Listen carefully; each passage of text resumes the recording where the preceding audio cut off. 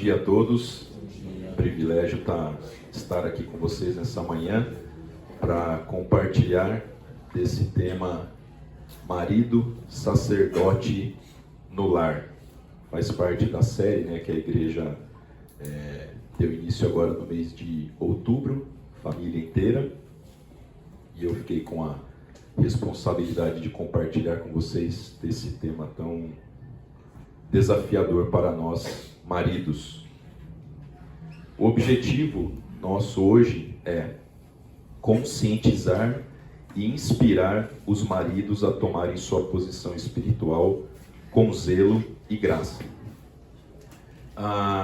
Eu tenho uma prática quando eu preciso compartilhar algum conhecimento com alguém, que é refletir bastante no tema, no objetivo daquilo que eu preciso, estou responsável para passar para outra pessoa, né?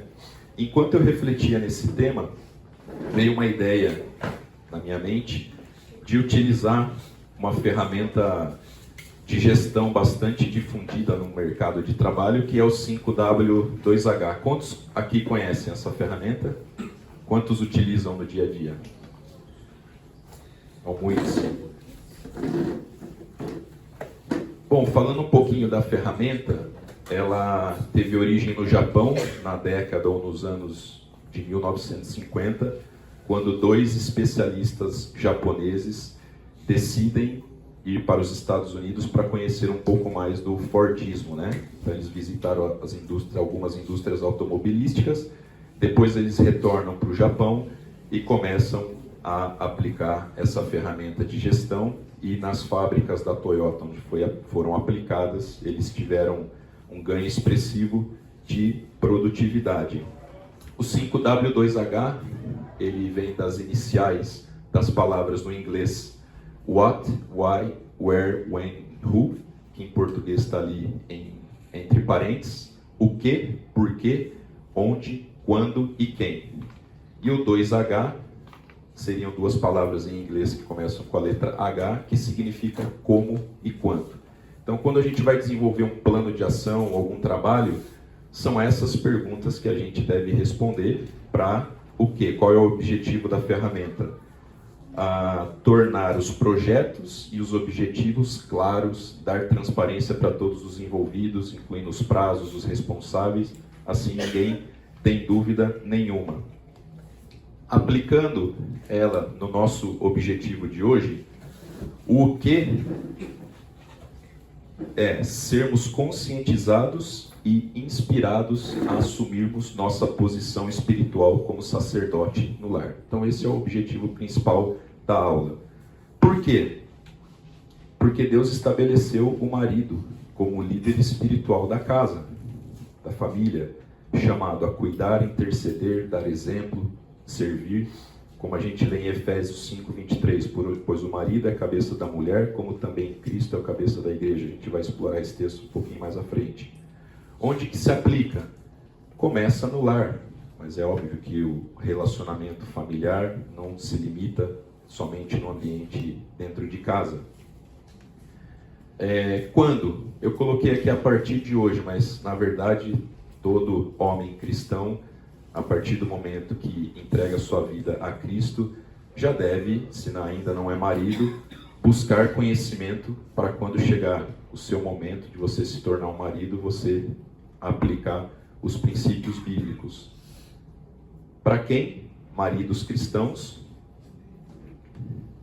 Indo para os 2Hs, como que a gente deve aplicar a nossa liderança? Com zelo e graça. E qual é o custo? Muita dedicação e renúncia das nossas vontades. Queria rapidamente orar por nós nesse momento, um assunto bastante importante, uma responsabilidade muito grande que nós carregamos, às vezes muito mais do que a gente imagina, né? Às vezes o casamento se torna tão automático, trivial, que a gente não para pensar na responsabilidade nossa como marido. Então, que o Espírito Santo fale aos nossos corações nessa manhã. Querido Deus e Pai, obrigado porque o Senhor nos trouxe aqui nessa manhã. Obrigado pelo privilégio de participarmos de uma igreja que está preocupada com a maturidade espiritual de todos que aqui participam, de todos os seus membros, dos visitantes. Que sejamos confrontados pela Tua Palavra nessa manhã. Que o Senhor me use, ó Pai, como instrumento do Senhor na vida dos meus irmãos, das pessoas que aqui chegaram. Que aquilo que eu falar não seja algo simplesmente da minha boca, do meu coração, mas que seja o recado que o Senhor tem para cada um de nós. Eu agradeço pelo privilégio, porque ao preparar, ao estudar esse tema, fui bastante confrontado. E peço, Pai, que o Senhor nos ajude a aplicarmos tudo aquilo que a gente vai ver nessa manhã. Se há algo que está impedindo alguém aqui, Senhor, de se concentrar, de prestar atenção, que o Senhor remova isso da mente, do coração, para que estejamos nesse tempo relativamente curto, focados na Tua Palavra. É no nome de Cristo que oramos e agradecemos. Amém. Vamos relembrar, todos nós que um dia conhecemos a Cristo, proclamamos a nossa fé em Jesus Cristo como nosso Senhor e Salvador, a gente ganha como se fosse um RG, uma data de nascimento espiritual, e com isso a gente adquire uma série de novas responsabilidades. Falando um pouquinho de cidadãos do reino de Deus, a gente pode ler em Efésios 2,19: portanto, vocês já não são estrangeiros nem forasteiros, mas concidadãos dos santos e membros da família de Deus. Outro texto, 1 Pedro 2,9: vocês, porém, são geração eleita, sacerdócio real, nação santa, povo exclusivo de Deus, para anunciar as grandezas daquele que os chamou das trevas para a sua maravilhosa luz. Então a gente antes não participava da família de Cristo, éramos apenas criaturas de Deus, e agora, salvos em Jesus Cristo, a gente se torna um cidadão do reino. Só que como cidadão, fazendo aí um paralelo com o mundo corporativo, é como se nós recebêssemos um descritivo de função. Não basta a gente só aceitar, falar, eu aceito, reconheço, agora estou salvo. Não, Deus, Ele espera que sejamos santos, que nos alegremos, que oremos, que estejamos preocupados em fazer o bem. Não para por aí.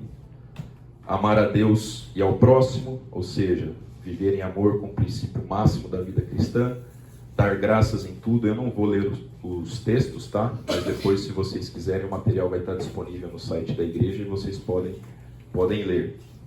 Somos chamados a dar testemunho de Cristo, perseverar até o fim, vivermos segundo a vontade de Deus, adorarmos a Deus e assim por diante. Simples, né? Imagina se vocês recebessem um descritivo de função como esse. Só que não para por aí. Quando a gente recebe um descritivo de função na empresa, o que tem lá em cima, no topo, no título? Cargo. Geralmente a gente exerce um cargo, certo? E para aquele cargo tem um descritivo de função. Só que na vida cristã, para complicar um pouquinho, a gente desempenha diversos papéis. Então a gente desempenha uma função, um papel de discípulo de Cristo. Nós somos chamados a sermos imitadores de Cristo. Filhos, nós somos chamados a viver em intimidade com o Senhor, com o Pai. Nós somos chamados a sermos embaixadores, representantes de Cristo, reconciliando os homens com Deus. Somos chamados a sermos soldados, lutarmos espiritualmente contra as trevas e as forças do mal, 2 Timóteo 2, 3 e 4. Suporte comigo os sofrimentos como bom soldado de Cristo Jesus.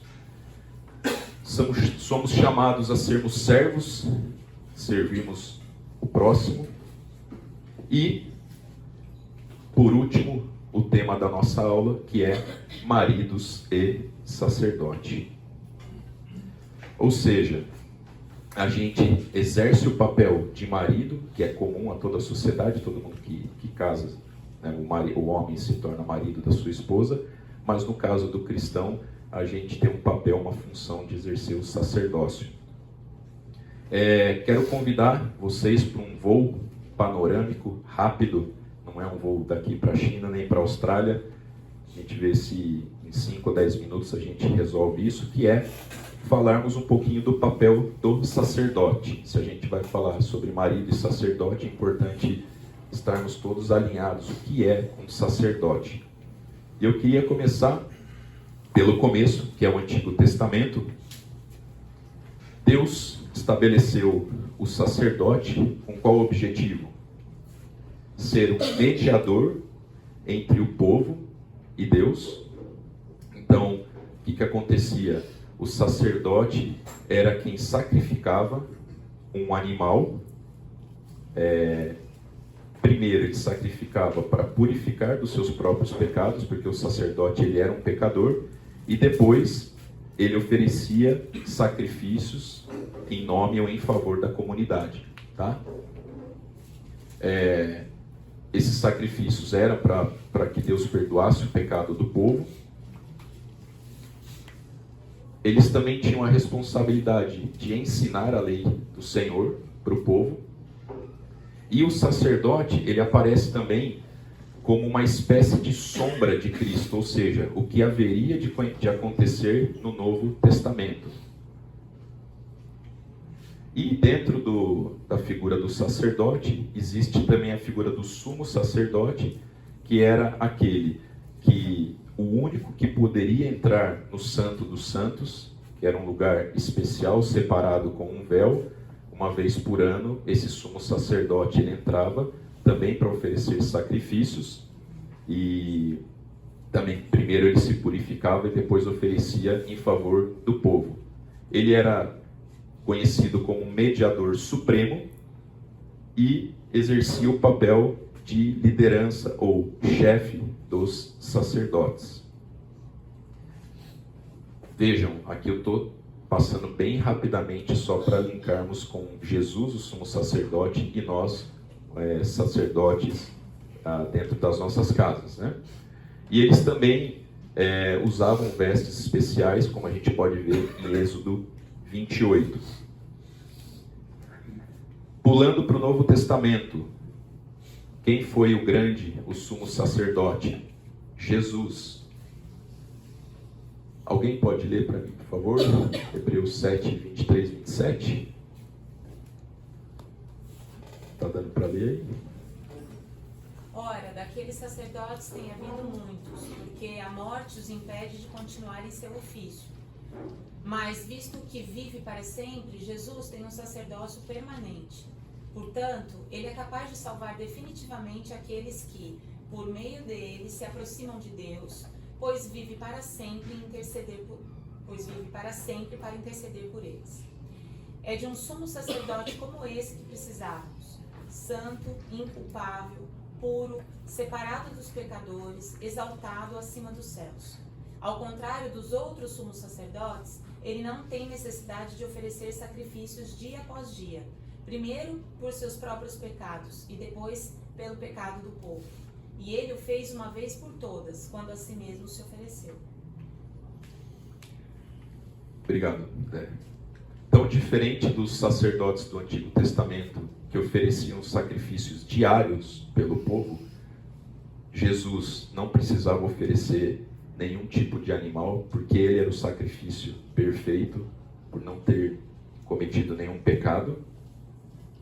Ele ofereceu o próprio sangue, como a gente pode ver em Hebreus 9, 11 a 12, não por meio de sangue de bodes e novilhos, mas pelo seu próprio sangue, ele entrou no lugar santíssimo de uma vez por todas e obteve eterna redenção. E por último, se vocês se lembram no momento da crucificação, o que acontece quando Jesus dá o último suspiro? Quando efetivamente ele morre, o véu que separava o Santo dos Santos no templo, no tabernáculo, ele foi rasgado. Então a ideia é que antigamente existia uma separação entre o povo e Deus. Somente alguém designado poderia adentrar Com a morte, o sacrifício de Jesus na cruz, esse véu ele foi completamente rasgado. Então Jesus, o grande sumo sacerdote, quando a gente reconhece esse ato de amor, esse ato de sacrifício por nós, a gente agora está livre para ter acesso completo e pleno ao Pai. Marcos 15, 27, 37 e 38, mas Jesus, no momento da crucificação, com um alto brado, expirou. E o véu do santuário rasgou-se em duas partes, de alto a baixo. E Hebreus 10, 19, a gente lê: portanto, irmãos, temos plena confiança para entrar no lugar santíssimo pelo sangue de Jesus, por um novo e vivo caminho que ele nos abriu por meio do véu, isto é, o seu corpo. Está claro aqui? Até aqui. Sacerdote no Antigo Testamento, Novo Testamento. E uma vez que nós então assumimos a nossa posição como cristãos, a gente exerce um papel de sacerdócio. E hoje a gente vai focar na posição que nós ocupamos dentro do lar como maridos. Apocalipse 1, de 4 a 6, vai dizer: João, às 7 igrejas da província da Ásia, a vocês a graça e paz da parte daquele que é, que era e que há de vir, dos 7 espíritos que estão diante do seu trono e de Jesus Cristo, que é a testemunha fiel, o primogênito dentre os mortos e soberano dos reis da terra. Ele nos ama e nos libertou dos nossos pecados por meio do seu sangue e nos constituiu reino e sacerdotes para servir a Deus Pai. A ele sejam glória e poder para todo sempre.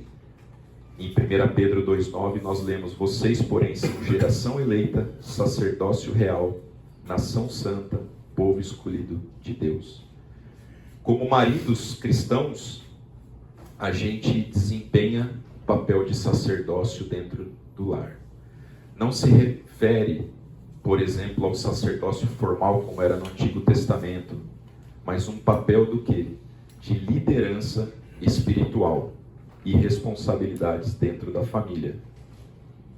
Traçando um paralelo com as responsabilidades do sacerdócio levítico lá do Antigo Testamento com o nosso, como maridos, a gente tem a responsabilidade de interceder pela nossa família, pela nossa esposa, oferecer cuidado e proteção, instrução bíblica, sacrifício de tempo, enfim, estarmos atentos às necessidades dos membros da nossa família, das nossas esposas. Então, é em cima disso que nós vamos desenvolver a aula agora do marido sacerdote do lar. Claro? Ok. Então, o marido, como sacerdote do lar, não apenas conduz, mas responde diante de Deus pela vida espiritual da sua família. Que peso, né? Concordam comigo ou não? Respondermos espiritualmente pela vida da nossa família, sermos cobrados por Deus por isso. Abram as suas Bíblias em Efésios 5, 23, por favor.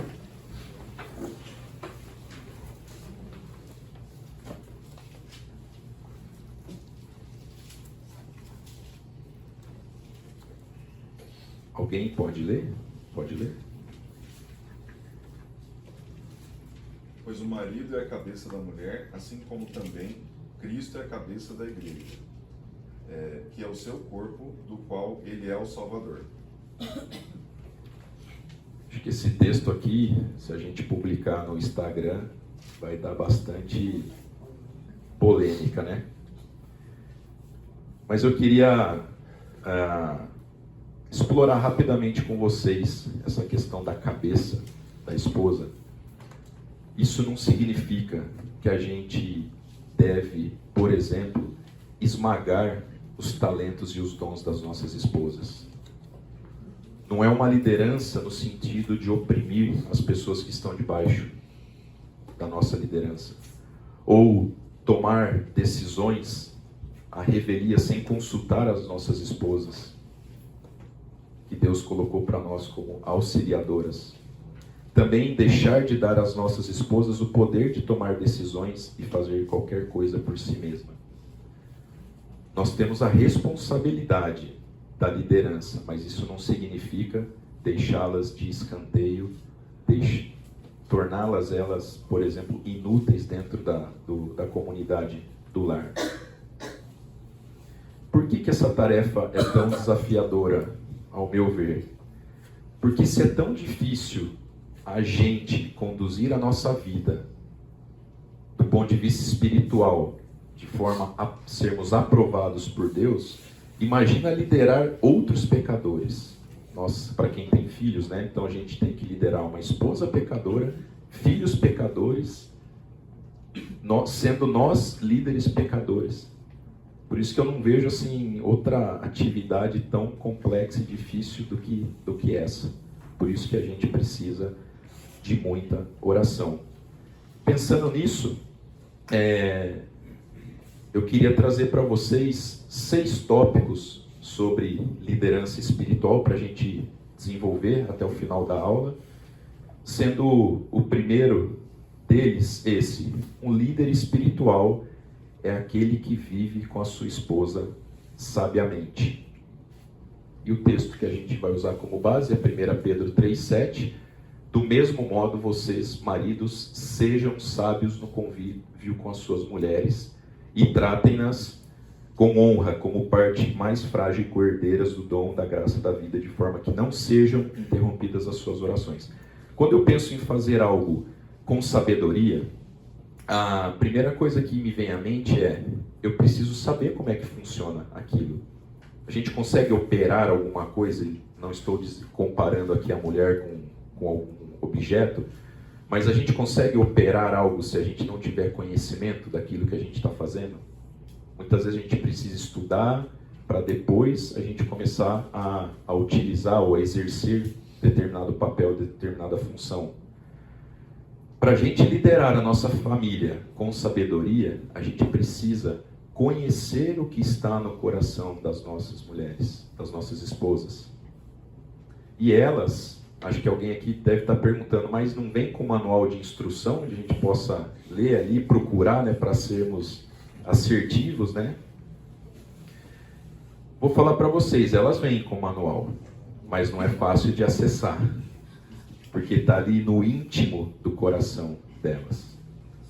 E para chegar lá, dá trabalho, e muitas vezes a gente não está disposto a pagar o preço, a gente não quer gastar tempo, a gente, enfim, se distrai com outras atividades, e o tempo vai passando, e cada um acaba indo para o seu canto.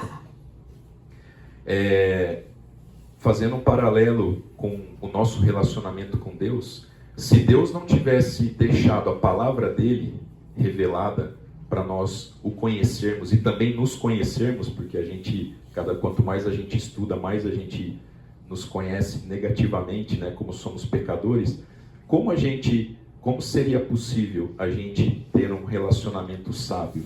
Como a gente saberia, por exemplo, em Provérbios 1,7, o temor do Senhor é o princípio da sabedoria. A gente só sabe que temer o Senhor é o princípio da sabedoria porque ele deixou no manual, a gente vai lá, lê e estuda.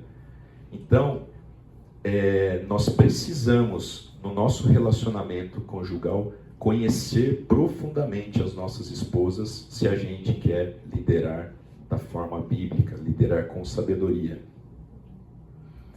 A falta de transparência e honestidade é o que impede muitos casais de experimentarem a segurança e a felicidade que Deus planejou para eles dentro do casamento. Até que ponto você conhece a sua esposa? Até que ponto a sua esposa o conhece? E aí eu queria subdividir esse tópico em 4 itens rapidamente. Por que muitas vezes a gente não se abre com o nosso cônjuge? Primeiro, por medo. Esqueci de projetar aqui as perguntas. Os empecilhos para a gente viver um relacionamento transparente. A gente tem medo. Se a gente se abrir para as nossas esposas, revelar quem nós somos, é melhor ficarmos quietos. E onde que aconteceu isso? Gênesis, quando Adão e Eva pecam, qual foi o primeiro sentimento que eles tiveram? Medo. Eles se esconderam, tiveram vergonha. Mas a gente não deveria, sabe por quê? o nosso cônjuge, ele sabe que nós somos pecadores. E que apesar de buscarmos a santidade, a gente vai escorregar de vez em quando. Por isso, a gente pode confessar. Outro empecilho para um relacionamento transparente é o egoísmo. Essa semana eu ouvi de um amigo que a esposa estava sugerindo que ele vendesse um dos carros da família. Só que esse carro é o carro que ele mais gosta. E ele ali está tentando segurar as pontas, só que o carro deu um problema, quebrou uma peça. E o conserto ficou, acho que só a peça em R$7.000. E ele estava falando comigo, ele falou, eu menti para minha esposa, ele é cristão. Ele falou, eu falei para ela que custou R$500. Porque se eu falar que custou 7.000, vai fortalecer a tese dela, tá vendo? Para quê? Esse carro, olha o custo que gerou para a gente. E esse bate-papo a gente teve num estudo bíblico, e ele falou, Deus me trouxe aqui nessa manhã para ouvir isso, e eu vou confessar esse pecado para minha esposa, tirar esse peso que eu estou carregando. Mas o ponto é, o que levou ele a mentir? O egoísmo. Não estou disposto a abrir mão daquele carro que eu tanto gosto, então deixa eu ficar quietinho, não vou ser transparente com a minha esposa. O orgulho, se você for pensar, é a origem de todos os pecados. Também em casa, um dia conversando com a Marina, minha esposa, sobre um pecado, a gente orando e conversando, chegamos à conclusão que a origem é o orgulho. A gente é orgulhoso demais para nos abrirmos, para revelarmos quem nós somos. Totalmente contrário do que Paulo, na carta de 2 Coríntios, diz: se devo orgulhar-me, que seja nas coisas que mostram a minha fraqueza. Então que a gente se orgulhe nisso. E o quarto e último é a preguiça. Se a gente pretende levar a sério os mandamentos do Senhor, isso vai exigir muito de nós, e às vezes a gente não está disposto a pagar o preço. Provérbios 13:4 diz: o preguiçoso deseja e nada consegue, mas os desejos do diligente são amplamente satisfeitos. A ociosidade do preguiçoso não faz com que ele não deseje as coisas, mas o paralisa na questão da busca daquilo que ele quer. Então, fechando esse primeiro tópico, nós precisamos ter uma relação transparente com as nossas esposas, se a gente quer liderar ela de forma sábia. Segundo, um líder espiritual é aquele que sabe comunicar-se biblicamente. Como que está a comunicação dentro da sua casa? Quando você precisa tratar de algum assunto mais duro, mais delicado com a sua esposa. Qual é o meu padrão de comportamento? Quando existe algum tipo de conflito, como a gente age? É sair falando tudo que a gente pensa, com aquela irritação do momento, ou a gente espera o momento certo? Queria sugerir para vocês algumas coisas. Comece fazendo perguntas. Certamente isso vai te dar subsídios ou material para ajudar na formulação da resposta, do encaminhamento, do direcionamento que precisa ser dado naquela conversa. Escute, depois fale. O que diz Tiago 1:19-20? Meus amados irmãos, tenham isto em mente. Sejam todos prontos para ouvir, tardios para falar e tardios para irar-se.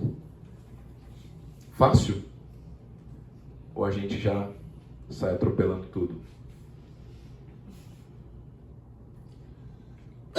Segundo, depois de fazer perguntas, entender o caso, a situação, use as escrituras para ensinar, para repreender, corrigir e instruir na justiça. Toda a escritura, a palavra de Deus, como diz 2 Timóteo 3,16, ela é útil para o ensino, para a repreensão, para a correção e instrução na justiça. Quantas vezes a gente se pega dando o diligenciamento a partir do que está no nosso coração, das nossas vontades, dos nossos desejos, não é? E a gente esquece de olhar para a palavra de Deus. O que Deus espera de nós nessa situação? Vamos orar? Vamos buscar na palavra de Deus a instrução? Não sei quantos têm a prática de estudar a palavra de Deus, mas quando você começa, você vê que ela tem resposta para tudo. Nosso padrão natural a ser transformado, qual é? Nós somos geralmente rápidos em falar, lentos para ouvir. Deixa eu dar uma dica aqui para os maridos e as mulheres aqui presentes, podem confirmar. Às vezes, quando a mulher vem trazer um assunto, ela não quer nenhuma orientação, sugestão, ela quer só ser ouvida, ela quer aquele ombro amigo. Tô certo, mulheres? Sim. Sim?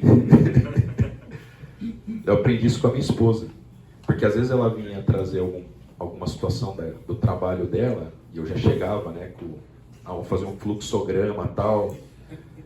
E um dia ela falou, eu aprendi, não sei, desculpa, acho que foi com a minha tia, conversando com ela, não lembro agora, eu nunca mais esqueci. Então eu tomo cuidado, e aí a gente tem que ter uma sensibilidade. Será que aqui eu devo falar? É o momento? Será que ela só quer ser ouvida? Então tomem cuidado, maridos. A gente muitas vezes age como se nós fôssemos os donos da verdade.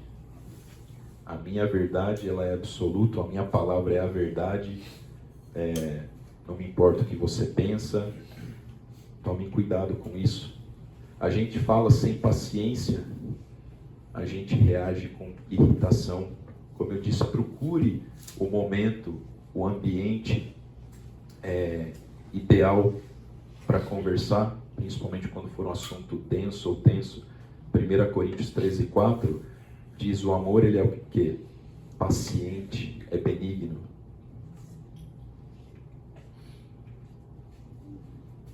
E outra coisa que a gente costuma fazer, a gente impõe, como eu já disse, né, a nossa vontade, e esquecemos de buscar a vontade do Senhor. Um líder espiritual, como ele deve se comunicar? Com empatia, considerando a outra pessoa que está na nossa frente, e não com pressa. A gente tem tanto tempo para tantas coisas fúteis, mas muitas vezes a gente não dedica tempo para algo que é tão importante. Depois de Deus, a pessoa mais importante na nossa vida, que é a nossa esposa. Se tiver que corrigir, corrija com mansidão e não com autoridade opressiva. Apresente as verdades bíblicas. Quando foi a última vez que você pediu perdão para sua esposa pela forma como você conduziu uma conversa? Ou com seu filho? Comunicar-se biblicamente é permitir que Cristo fale por meio de nós, e não apenas através das nossas opiniões, do nosso coração. A gente tem que tomar cuidado. Por quê? A boca fala o que o coração está cheio. E o nosso coração, quando a gente está na carne, só você sabe, eu não preciso ficar aqui falando, né? Falamos então que o líder espiritualmente, a liderança espiritual, ela tem que ser exercida de forma sábia, comunicarmos biblicamente.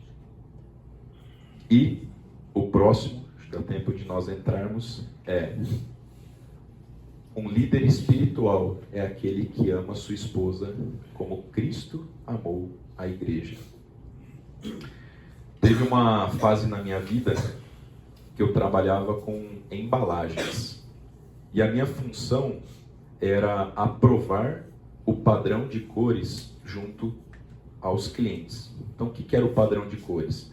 Vinha o arquivo em PDF da embalagem, eu pedia para uma gráfica transformar aquele arquivo, né, numa impressão, num papel cartão, e levava para o cliente para ele checar a tonalidade para ver se estava de acordo, né, com o que o departamento de marketing tinha estabelecido. E aí, depois de alguns vai e vem, a gente estabelecia um padrão mínimo médio e máximo. O que a gente usava esse padrão? No momento de rodar o lote principal de produção da embalagem, a gente deixava aquele padrão com o operador de máquina. Por quê? À medida que ele começava a imprimir aquela embalagem, ele tirava algumas folhas e calibrava a cada cor para garantir que o resultado final ficasse dentro do padrão. Por quê? Se não ficasse, o cliente ele iria rejeitar o lote todo de embalagem, custaria muito dinheiro. Jesus, ele estabelece um padrão de como nós, maridos, devemos amar as nossas esposas. E esse padrão, ele é bastante alto. Efésios 5:25. Ame a sua esposa como também Cristo amou a igreja e se entregou por ela. O amor sacrificial. Jesus deu a vida dele pela sua igreja, por nós. Esse é o padrão de amor que a gente deve exercer dentro de casa. A palavra no grego, amor, nesse texto é agapau. Ou seja, trata-se de um amor incondicional. Não tem se. Se ela fizer, se ela for assim, assado. Não. Eu a amo de todo o meu coração, independente do que eu recebo de volta. Implica num amor que não espera reciprocidade e é dado por uma decisão consciente, como o amor de Deus pelos pecadores. Quem cresceu na igreja, como eu, tive o privilégio desde pequeno, cresci conhecendo esse texto, a palavra agapau, mas como é difícil praticar no dia a dia. Eu gosto de fazer algumas reflexões, né, dos porquês, e eu acredito que é porque a gente desenvolve tamanha liberdade com o nosso cônjuge que a gente acha que a gente pode fazer aquilo que a gente quer. Perante o nosso chefe na empresa, a gente se preocupa com o horário, o que a gente vai falar, como a gente vai se portar, se a gente vai se encontrar com alguma autoridade. Se eu encontrar o Fernando no supermercado, eu vou dar uma olhada se o pastor Fernando aqui da igreja, no carrinho, para ver se eu comprei alguma coisa que pode comprometer a minha imagem, não é assim?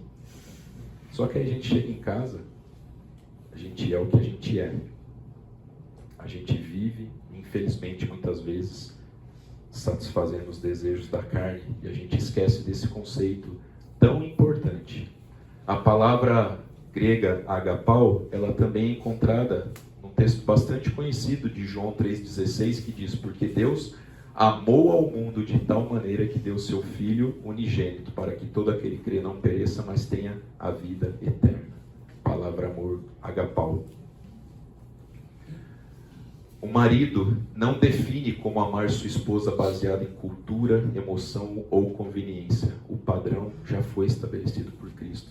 E hoje, não sei dizer nos anos, no passado, mas hoje existe uma força bastante grande com relação a estabelecer novos padrões de amores pela sociedade. Concorda?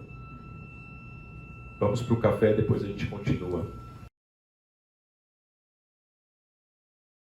Retomando aqui, a gente terminou essa primeira parte da aula falando sobre o amor agapau. E eu queria trazer também para vocês um texto bastante conhecido, bastante utilizado em casamentos por pastores, padres, que está lá em 1 Coríntios 13, 4 e 7. O que é o amor? O amor, ele é paciente, ele é bondoso, ele não inveja, não se vangloria, não se orgulha, não maltrata, não procura seus interesses, não se ira facilmente, não guarda rancor.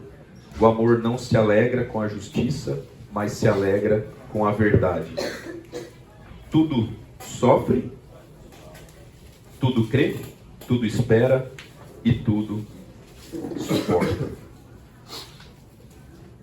Dispensa comentários, né? o que é o amor.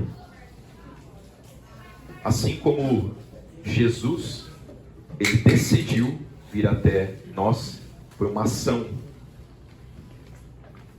A gente deve, no dia a dia, exercer o amor dessas diversas formas que está relacionada nesse texto.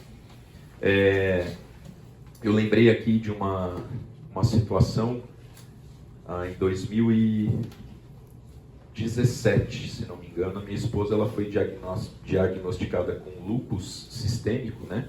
Demorou um pouquinho para a gente chegar no diagnóstico, porque, como disse o médico, o lúpus é uma doença se fosse florida, assim, então não tem um exame que você faz e fala, você está com lúpus, você tem que fazer uma série de exames. E ela tinha perdido a mãe, fazia pouco tempo, câncer, e percebi que ela ficou bastante abalada, né, com a notícia. E o nosso filho, o terceiro filho, tinha nascido prematuro. Depois a gente veio entender que muito provável porque ela já estava com o lúpus, então o corpo expeliu aquele objeto que não pertencia, né, a ela. E eu falei para ela, falei, amor, fica tranquila, nós estamos juntos nessa.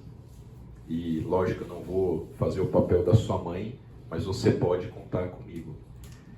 E aí eu coloquei como objetivo estar ao lado dela em todas as consultas, em todos os exames, participando daquele processo.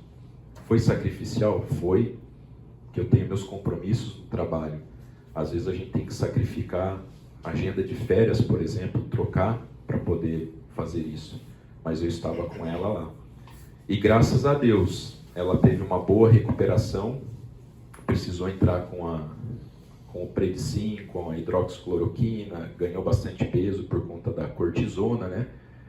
E depois de 2 anos, o médico que estava acompanhando ela, ele falou para mim, falou, olha, você está tendo um papel muito importante no tratamento da sua esposa, porque eu vejo que você está participando, acompanhando. Isso é fundamental numa doença autoimune. E hoje, graças a Deus, ela está curada. Curada a gente não fala, né? Porque uma doença autoimune, ela adormece. E que privilégio quando saiu o último resultado e ela parou de tomar todas as medicações, a gente pôde orar com a médica. Aí a gente acabou trocando de médico porque um era particular e como sempre era a mesma coisa, a gente ia em outra cidade. Nós conversamos até com o Fernando Leite, porque a Giane tinha lúpus, né? E ele recomendou uma médica, a gente começou a consultar com ela e até chegou o dia que a gente pôde ter essa notícia e oramos junto com a médica. Meus irmãos, a gente só vai fazer isso quando, depois de Cristo, a mulher estiver no centro da nossa vida.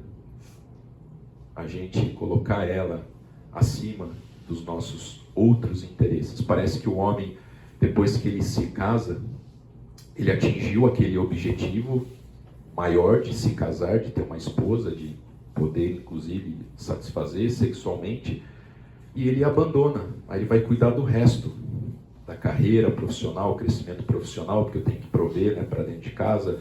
Aí ele conhece um hobby, ele começa a mergulhar naquele hobby, se desenvolver, e ele esquece da esposa, aquele amor sacrificial. Só que a gente vai envelhecendo, novos problemas vão aparecendo, se a gente não construir essa base sólida, vai dar certo. Será que isso não é o motivo de muitos divórcios que a gente vê hoje, inclusive no meio cristão?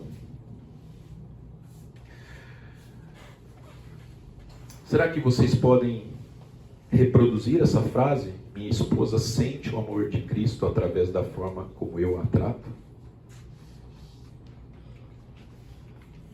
Maneiras que a gente pode demonstrar amor por nossas esposas. Se eu falar alguma coisa aqui errada, mulheres, me corrijam, tá?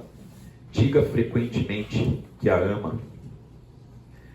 Ajude com algumas tarefas domésticas sem que ela tenha que pedir. Como é gostoso, né, quando o marido se oferece sem a mulher pedir. Em casa a gente conversa, né, quando o homem ajuda o trabalho é muito mais rápido, fácil e sobra mais tempo para depois os dois sentarem juntos no sofá. Enquanto quando a mulher exerce essa atividade sozinha, sobra menos tempo. O homem curte o sofá mais tempo, mas sozinho. Cuide dos filhos algumas horas da semana para que ela tenha tempo livre para fazer as coisas que ela gosta. Coloque na agenda tempo para sair para jantar ou fazer outra atividade divertida que ela escolher.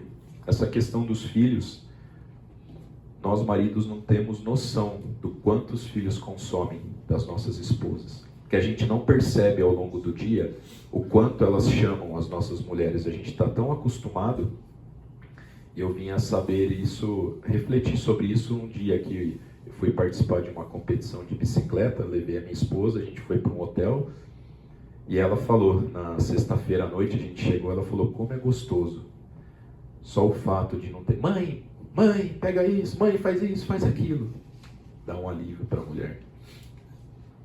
Expresse seu amor por ela com afeto físico ao longo do dia, segurando a mão, sentando perto, colocando seu braço em volta dela. Coisas que, quando a gente namorava, né, queria ficar juntinho, dava abraçado, pegava na mão, o tempo vai passando, daqui a pouco tá andando no shopping, um em cada lado do corredor, né?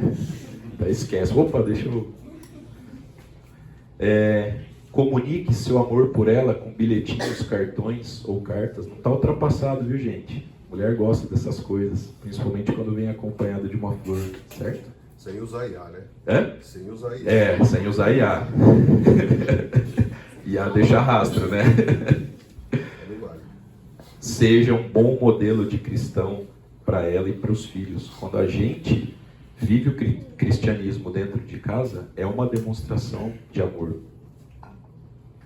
Cuide da sua própria caminhada com o Senhor através da confissão, arrependimento do pecado, estudo bíblico, oração, presença nos cultos da igreja e comunhão com o povo de Deus. Fale coisas positivas sobre a sua esposa para os filhos, quer ela esteja presente ou não. Será que a gente faz isso? Ou a gente não faz e quando acontece alguma coisa errada a gente vai lá, tá vendo sua mãe? Essa doida, essa louca, de novo fazendo isso.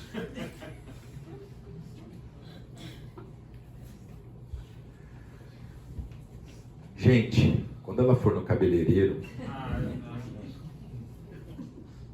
quando ela chegar em casa, repara nas mãos se tem um esmalte novo. Antes dela sair, veja a cor. Não espere ela ficar mexendo a cabeça assim, sabe? Os cabelos, para você notar alguma coisa. Elogie antes que ela peça opinião. Uma coisa que eu faço, né, tem uma prática, é um exercício. Quando ela quer comprar roupa, eu faço questão de não ficar no celular na loja e ali no provador, no comentário. Se você pegar uma peça e falar, amor, eu acho que essa aqui vai ficar bonita em você, você ganhou o dia. Mas faça de coração, não pegue qualquer uma. Veja, fala assim, poxa, será? Eu sei que tem... É arriscado, dela. Melhor não. Mas você sabe que isso é um exercício, né? E às vezes nós homens, se nos descuidarmos, a gente vai ter condição de fazer isso com mulher alheia. Às vezes a gente observa atentamente a mulher do próximo, quando a gente cobiça. E as nossas mulheres, a gente não tem esse cuidado. Quarto, um líder espiritual é aquele que pode discernir a condição espiritual da sua esposa e direcioná-la em amor à maturidade espiritual. Será que eu e você temos condição de discernir como é que está o nível de maturidade espiritual das nossas esposas? E aqui eu tenho que dizer, né, que primeiro a gente precisa cuidar da nossa maturidade para depois cuidar da maturidade das nossas esposas. Não que a gente não possa cuidar delas e não cuidar da nossa, mas como é que a gente vai cuidar se a gente não é maduro o suficiente? Então, primeiro a gente precisa trabalhar, buscar a nossa maturidade espiritual para depois focarmos na maturidade das nossas esposas. O texto de Efésios 4, 10, 16 diz: aquele, Jesus, que desceu é o mesmo que subiu acima de todos os céus a fim de encher todas as coisas.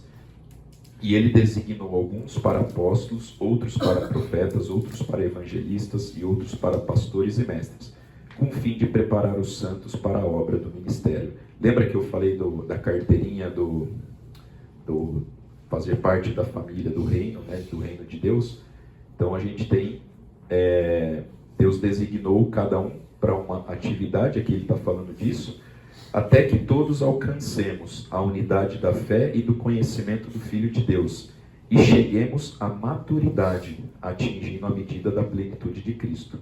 O propósito é que não sejamos mais como crianças, levados de um lado para o outro pelas ondas, nem jogados para cá e para lá por todo o vento de doutrina e pela astúcia e esperteza de homens que induzem ao erro. Antes, seguindo a verdade em amor, cresçamos em tudo naquele que é a cabeça, que é Cristo. Infelizmente, a realidade das igrejas é que são poucos que atingem ou têm o desejo, a busca pela maturidade. A gente fica no famoso leitinho, como a gente vê na palavra de Deus. E isso vai impedir que a gente tenha a sensibilidade e consiga enxergar como é que está a vida da nossa esposa no quesito maturidade espiritual. Como a gente pode contribuir com isso? Certifique-se de que sua esposa tenha tempo na agenda diária para estudo bíblico e oração pessoal. Talvez isso vai exigir de nós, maridos, um sacrifício. Acordar mais cedo, por exemplo, para ajudar elas nas atividades, aquelas que trabalham, para que sobre um tempinho para que ela possa fazer o seu devocional, ter o tempo de oração. Passe tempo com ela regularmente em estudo bíblico. A gente tem estudado a Bíblia com as nossas esposas? Faça e explique todas as suas decisões baseadas nas Escrituras. Às vezes a gente conversa com amigos cristãos aqui na igreja, estou fazendo isso por causa disso, e a gente não compartilha com as nossas esposas, e isso pode servir de ferramenta para o crescimento e amadurecimento espiritual dela e dos nossos filhos, para quem tem filhos. Encoraje sua esposa a ser fiel na frequência dos cultos na igreja, onde ela pode escutar a pregação e o ensino fiel da palavra. Seja um bom modelo frequentando fielmente também. Fique ali, vai amor, vai fundo, hein? Hoje é domingo, vai lá que eu fico aqui. A gente precisa dar exemplo. E providencie ou compartilhe ferramentas de estudo bíblico para ela e ensine a usá-las. Um dia minha esposa estava vendo eu preparar um estudo, ela falou: nossa, que ferramenta que você está usando, como que você está fazendo isso? Hoje tem tantas ferramentas, tem próprio mapa mental para você, quando você vai estruturar uma aula, alguma coisa, você jogar os assuntos, depois ir linkando com os versículos. Própria ferramenta aqui que eu estou usando, o Evernote, para poder anotar, anotar comentários. Será que a gente está preocupado em compartilhar a fim de que ela, no exercício ali da sua devoção, do seu estudo bíblico, ela possa aprimorar, ser ajudada?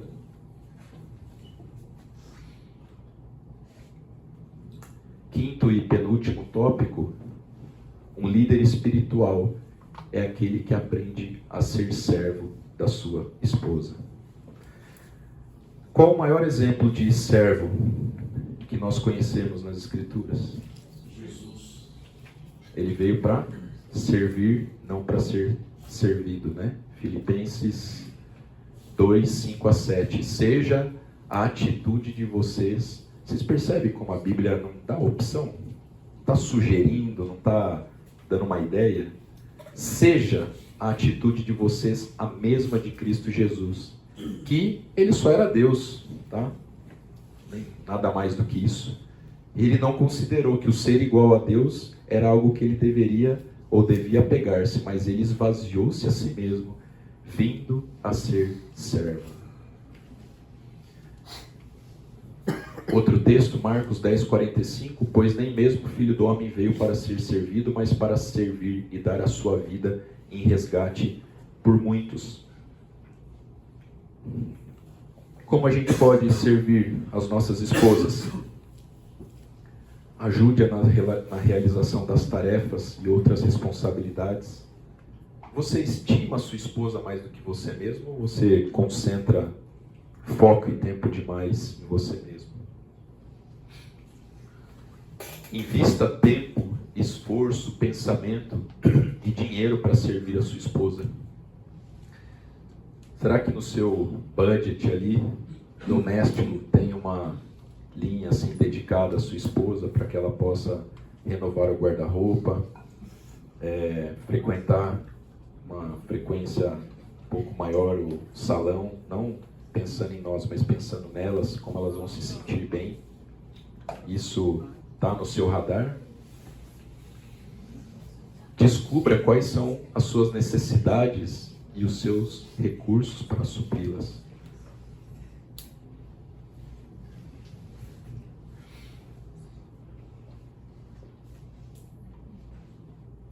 Sexto e último tópico. Um líder espiritual, ele intercede regularmente pela sua esposa. Nós temos orado pelas nossas esposas? Com que frequência? Como líderes espirituais dos nossos lares, a gente deve ter isso como prioridade, interceder por elas. Não só por elas, mas por nós também, como líderes espirituais. A oração, ela é um recurso disponibilizado para todos os cristãos, mas como todo recurso, a gente precisa saber usar. Dá uma Ferrari top de linha para uma pessoa que não sabe dirigir, o que vai acontecer? Nada. A pessoa não vai usar toda aquela potência. Estava lembrando daquele rapaz, né, recentemente em Campinas, manobrista de uma loja de carro de luxo, que foi manobrar o carro e acabou batendo, né? Mas ali ele sabia, quer dizer, falou que sabia dirigir, mas acho que não, né? Será que Deus, ele ouve todas as nossas orações? Eu não estou dizendo aqui atender, tá? Estou dizendo ouvir. O que vocês acham? Salmo 91:15 diz que sim. Se a gente ler Provérbios 28:9, que diz: se alguém se recusa a ouvir a lei, até as suas orações serão detestáveis. Existem situações, como por exemplo rebeldia.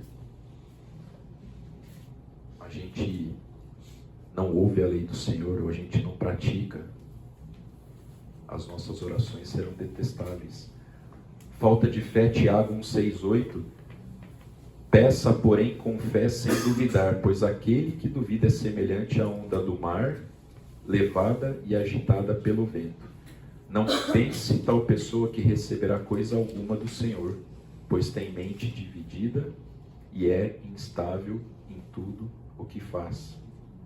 Também Tiago vai dizer, no capítulo 4, versículo 3, quando pedem, não recebem, pois pedem por motivos errados, para gastar em seus prazeres. Mas o quarto, que é o tópico da nossa aula, quando a gente negligencia a nossa liderança no lar, o que acontece com a oração? Alguém pode ler 1 Pedro 3,7?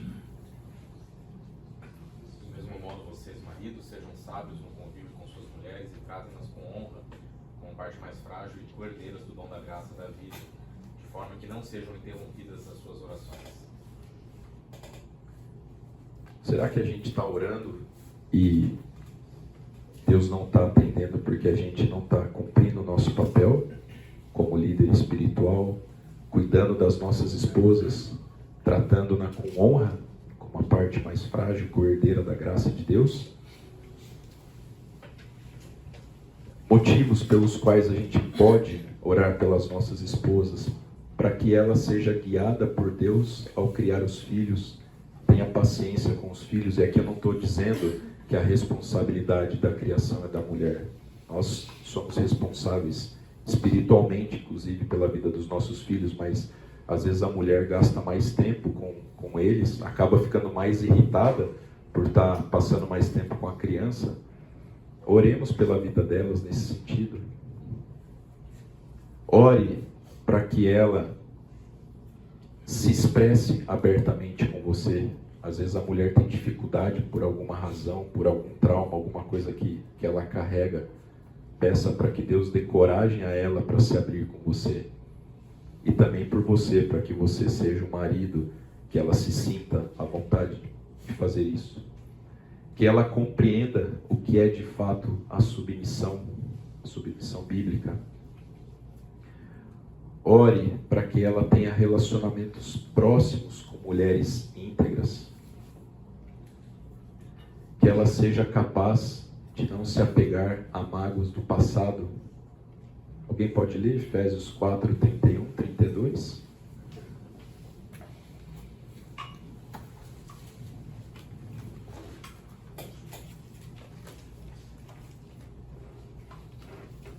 Longe de vós toda amargura e cólera, e ira e gritaria, e blasfêmia, e bem assim toda malícia.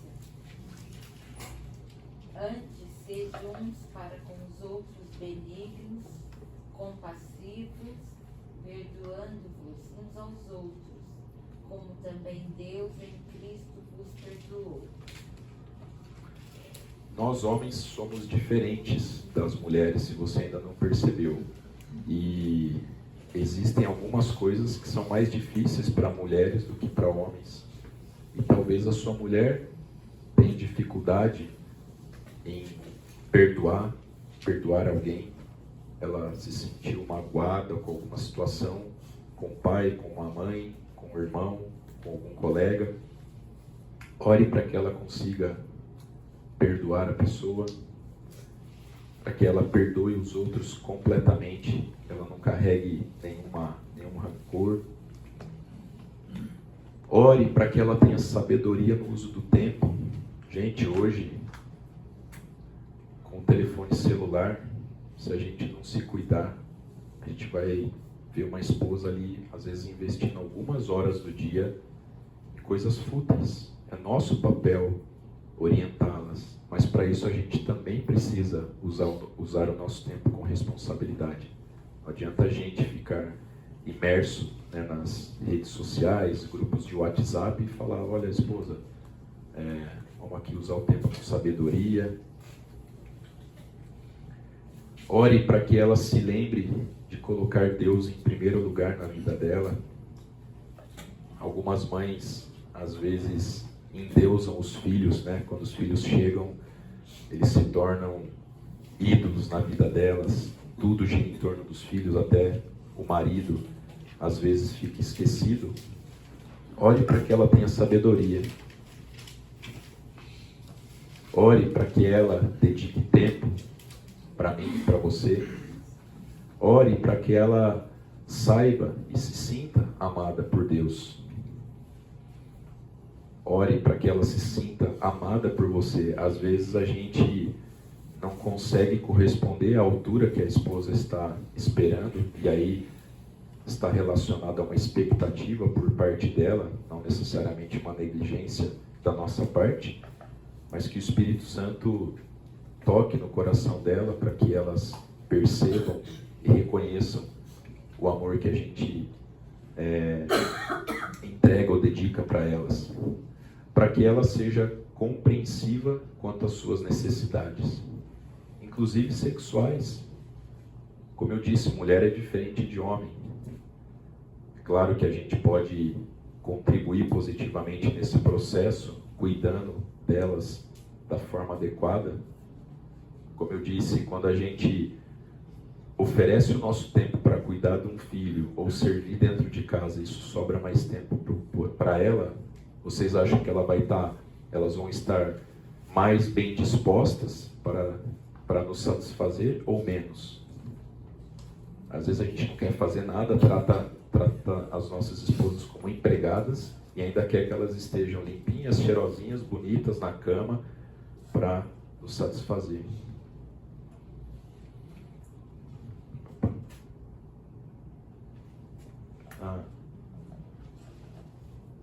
Vou mudar aqui o...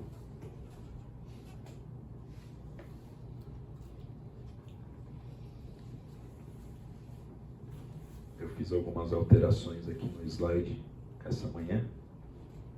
Eu não atualizei aqui. Deixa eu mudar para o computador.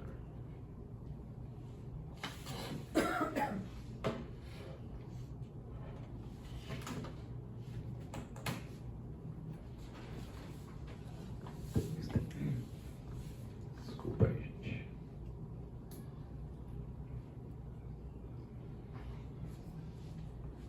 Queria agora sugerir que você, diante desses 6 tópicos, dissesse como é que está, se você, voltando ali ao descritivo de função, num encontro com o Senhor, ele fosse fazer uma avaliação de desempenho nos tópicos que a gente conversou, qual seria o resultado?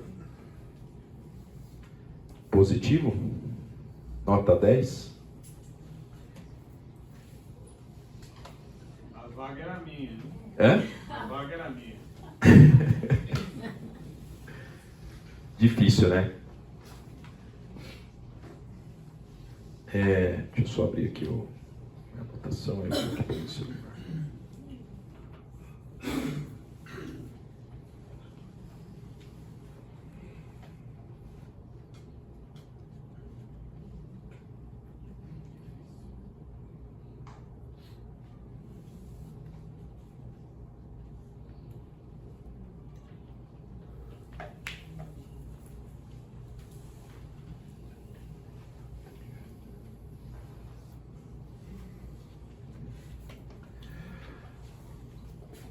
Provérbios 18, 22 diz: quem encontra uma esposa, encontra algo excelente, recebeu uma bênção do Senhor. Não sei se vocês perceberam, mas tudo que Deus cria é perfeito. Quem estraga somos nós. Então, se Ele está dizendo que quem encontra uma esposa, encontra algo excelente, é porque o casamento, que é um projeto dele, é para ser assim. E se não é, ou se você não desfruta dessa bênção, sinto lhe informar, a culpa é sua, marido, como líder espiritual. Ah, mas você não conhece a esposa que eu tenho em casa. Não conheço mesmo. Você que escolheu ela para ser a sua auxiliadora idônea, mas você é o responsável espiritualmente falando pelo seu lar. Se não está dando certo, se tem alguma coisa errada, você e eu precisamos revisitar a forma como a gente está conduzindo o nosso casamento. Existe uma imagem que, se você esquecer de tudo aquilo que foi falado aqui na aula hoje, mas você ficar com essa figura, talvez te auxilie bastante. Pense num triângulo onde Deus está no topo, o marido e a mulher em cada uma das extremidades. À medida que ambos buscam a Deus, o que acontece? Eles se aproximam. E o ideal de Deus é que a gente esteja ali no triângulozinho, na cúpula, como uma unidade, homem e mulher, vivendo próximos ao lado de Deus, ou tendo Deus como centro das nossas vidas e do nosso casamento.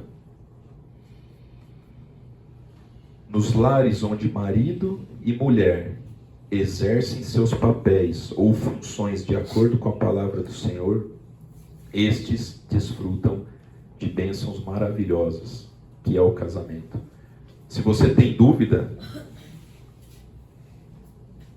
converse comigo. Eu considero que a gente desfruta disso em casa e conheço várias pessoas aqui na igreja que desfrutam. Então, e não são pessoas que deram sorte de casar com a pessoa certa ou não. são pessoas maduras espiritualmente, que aplicam no convívio com as suas mulheres e com seus filhos o sacerdócio como marido dentro de casa. Queria deixar, se você tiver coragem, 3 perguntas para vocês fazerem para suas esposas. Em uma escala de 1 a 10, que nota você daria para o nosso casamento?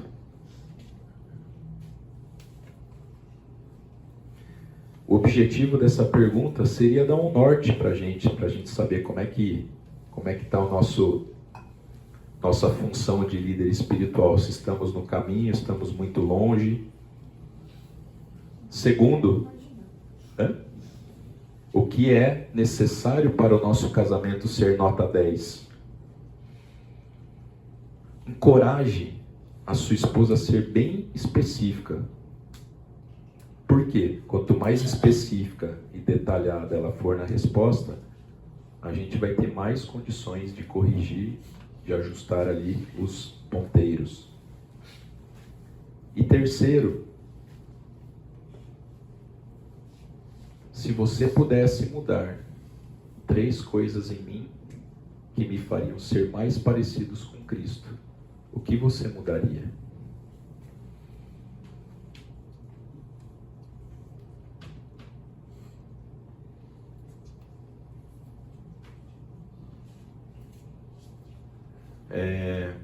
Em 2019, eu tive acesso a um livro que eu considero um dos melhores livros que eu já li para exercer a liderança dentro de casa, do Lou Priolo. Eu queria recomendar para vocês, maridos perseguindo a excelência.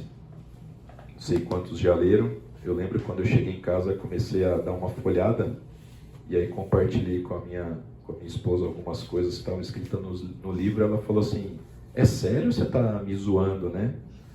Eu abri aleatoriamente, estava aqui: marca uma vez por semana um tempo para sair, para jantar, faça os concertinhos que ela pede pela casa dentro de um prazo de 2 semanas do pedido dela. Ela começou a dar risada. Ela falou: para de palhaçada. Eu falei: não, está escrito. Olho para ela com expressão de amor, preparo-me adequadamente para ter relações sexuais com ela, tomar banho, escovar os dentes, cortar as unhas, fazer a barba, aplicar loção após barba. Tá aqui.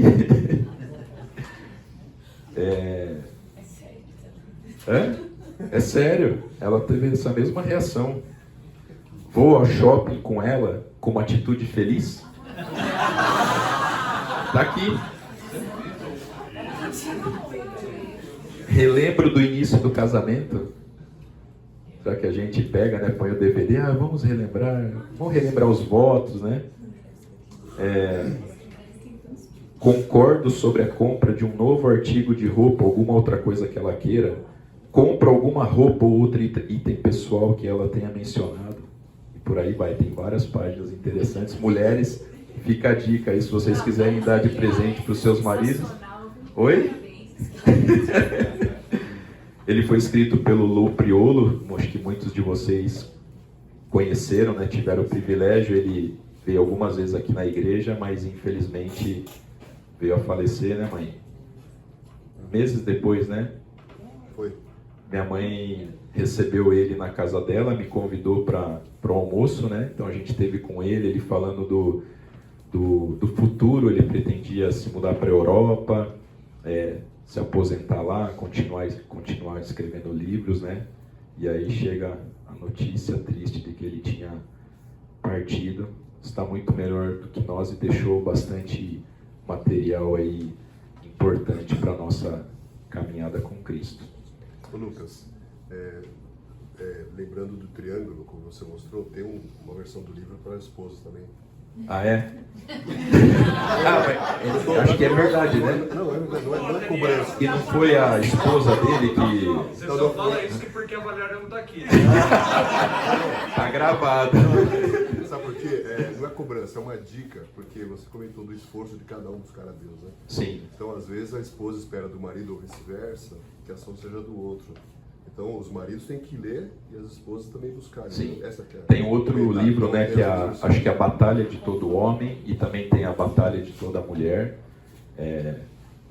A gente como instrumento, né, ou líderes espirituais das nossas casas, mas não vou dar uma dica, não compre o da mulher sem ler o do homem, tá? Então primeiro compre o do homem, leia, estude, compartilhe, aí você fala, amor, também tem uma versão aqui. Em relação a isso, para os que são engenheiros, são duas coisas, né? Para os que são engenheiros facilmente vão entender. Naquele triângulo, se uma das partes fica parada e a outra sobe, é onde você vai ter maior distância entre os dois pontos. Você só vai ter Muito menor bem. distância entre eles com os dois andando juntos. Sim. E isso remete ao ensinamento que o Senhor nos dá sobre o jugo desigual. Muitas vezes nós cremos que o jugo desigual é só alguém que é cristão e outro que não é cristão. O jugo desigual, que é aquela figura do boi... Sim, da madeira, né, aqui no lombo, né, Exato. Se você pensar na figura, se você pegar um dos bois e deixar ele muito grande e o outro pequeno, isso é jugo desigual. Sim. Então, remetendo ao que a gente está falando, se você tiver no casal, uma das pessoas muito desenvolvida espiritualmente e a outra não, isso é jugo desigual, né? Então, remete ao que o nosso irmão disse. É importante que ambos procurem crescer perante o Senhor. O Senhor nos lembra que, como sacerdotes, nós somos responsáveis pelo crescimento da nossa esposa, mas se não houver o esforço, Sim. os dois não vão crescer juntos e a gente vai ter um muito forte e o outro muito fraco. Esse jugo vai quebrar. E os casamentos quebram por causa disso. Então, o jugo desigual é justamente isso, né? É bem oportuno que o nosso irmão colocou aqui.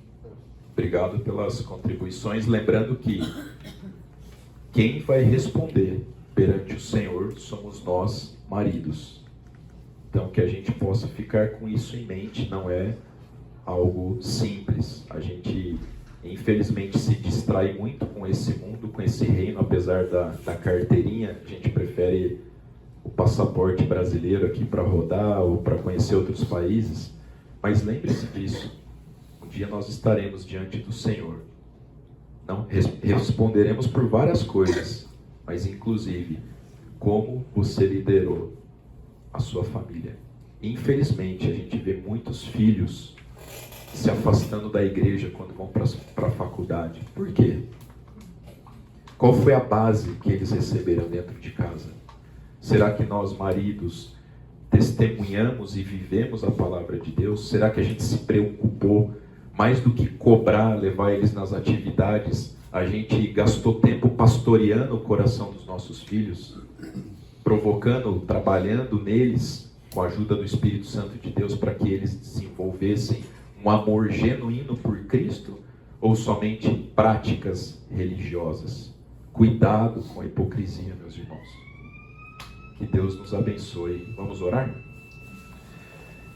Pai, que tarefa árdua, mas o Senhor nos concede o Teu Espírito Santo para nos ajudar quando a gente quer.